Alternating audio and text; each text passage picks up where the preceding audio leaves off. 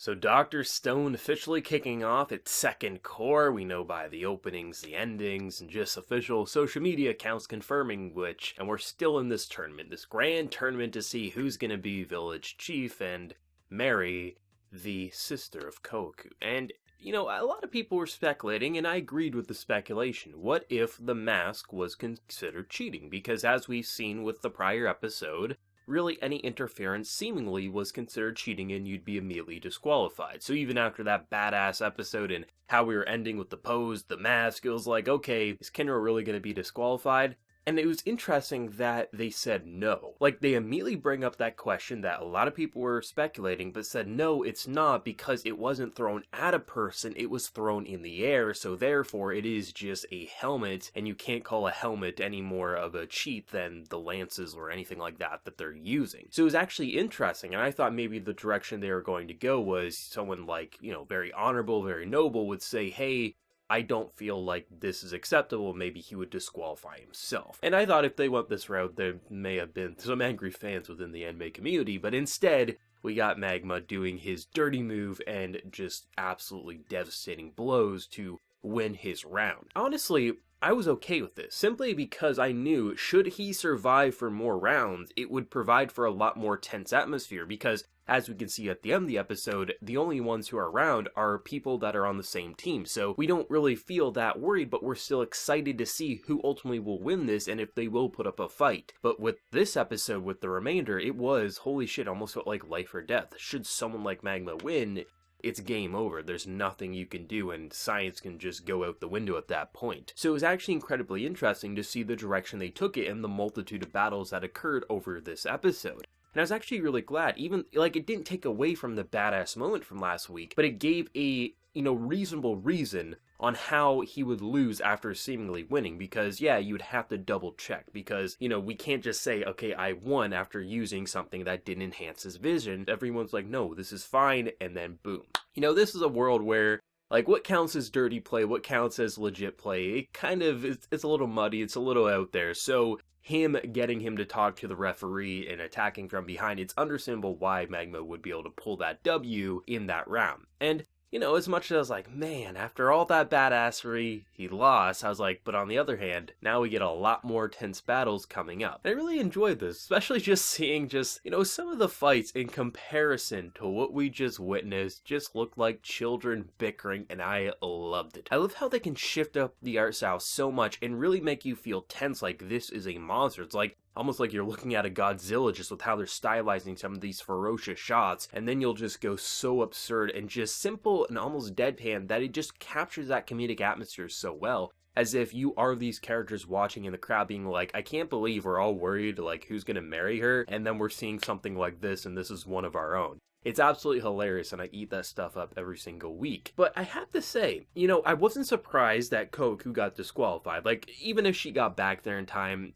like, you saw how out of breath she was. She wasn't going to be able to fight in her round anyway. Like, on one hand, I'm a little disappointed that she wasn't going to fight, but then I was like, you know what? The fact that she immediately just didn't care, like, she wasn't focused on the fighting, she wasn't focused on anything, she was focusing on, oh my god, you're safe. And I thought that was an incredibly sweet moment, because Dr. Stone is a lot of types of anime kind of wrapped up into one. We get this slice of life science adventure cooking up just different technologies, we get this ridiculous comedy, some crazy action at times, but it is the characters that propel this series forward, and I'm glad that, you know, it's not about who can continue on, because even if you looked at Kohaku, like, she couldn't win. Like, the best you wanted was for her to take out Magma, but at the same time, like, she couldn't win, otherwise they'd have to do it all over again. The only thing that mattered was what happened to Suika, and that's what mattered. And she's not to blame, there's only one person to blame. It's Magma. And I love that. I love how they just, like, even surrounded by all the comedy, all the action, they kept it human when it counted. And I was actually really pleased with that scene. Out of all the great moments in this episode, that was one of the standouts for me, is that simple hug scene and embracing, like, thank you,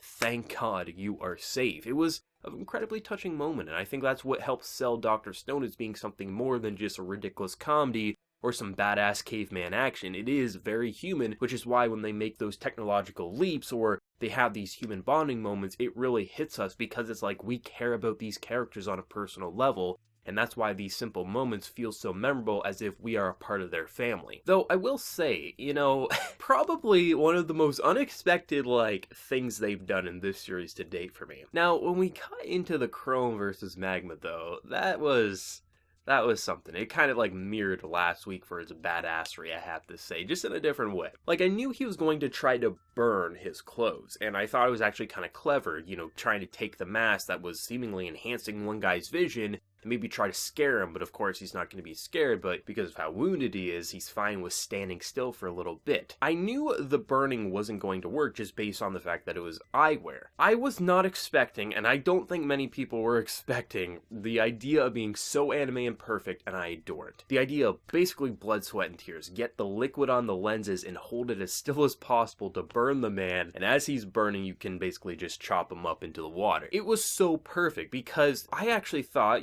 it was going to be okay, this is what's going to happen. He's going to try to burn him, it's going to fail, he's going to lose, and then we're going to get Senku versus Magma, and then Senku would win. That was the direction I thought we were going. And hell, if he's already survived one round of we thought he was done, maybe he'll come back for another round. You never know. Maybe fire counts as too much in this world. But still, I thought it just wasn't going to work. But the fact that Senku has rubbed off on this man so much, and it's not just Senku's the thing, it is just his natural instincts. He was collecting minerals. He was always had a mind for science without even knowing what science was. So the fact that he has been paying attention and has been learning and growing and has become almost a modern mentality in his own right, it was so interesting how he pulled a Senku move. This is something Senku would have done, using his own sweat or something to be able to burn clothing. And that was incredible, to change a lens into a different type of glass in order to basically set aflame using the sun's protection. That was fantastic. That was so this is so Dr. Stone. Most series probably wouldn't be able to make this work and make us say that's not only badass, but it works so perfectly, it makes logical sense. But Dr. Stone knows what it's doing.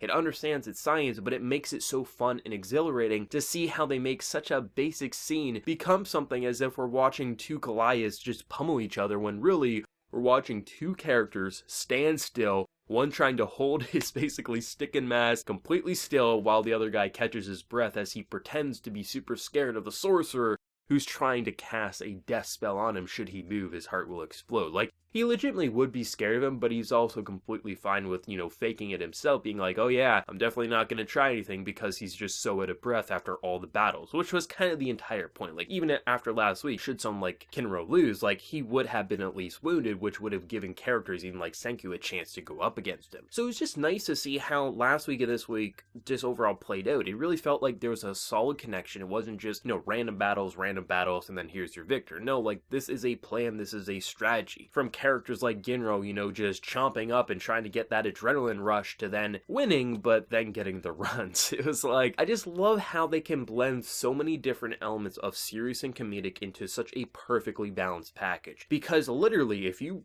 break down what's happening here, should someone like Magma become village chief, just even discarding Ruri and things like that, how would Senku be able to progress science at that point? He couldn't. He wouldn't be able to. Even if he didn't get the alcohol, this is a man who would probably say, alright, kill this guy.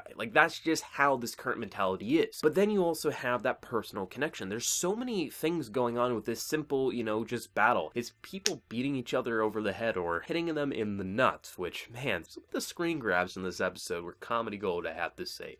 So, background quality, in my honest opinion. And Dr. Stone just has this way of making us say every single week, whatever it's doing, whether it's just being, badass action, which honestly, the action in this show is actually surprisingly interesting. Not only does it have strategy to it, and sometimes it is just brute force, it also just feels like there's a narrative going on there. But then you get the comedy that a lot of times is incorporated into the serious action, and it just blends into this ridiculous slice of life science adventure where it kind of can become a romance, it can become a drama, it can become a character study.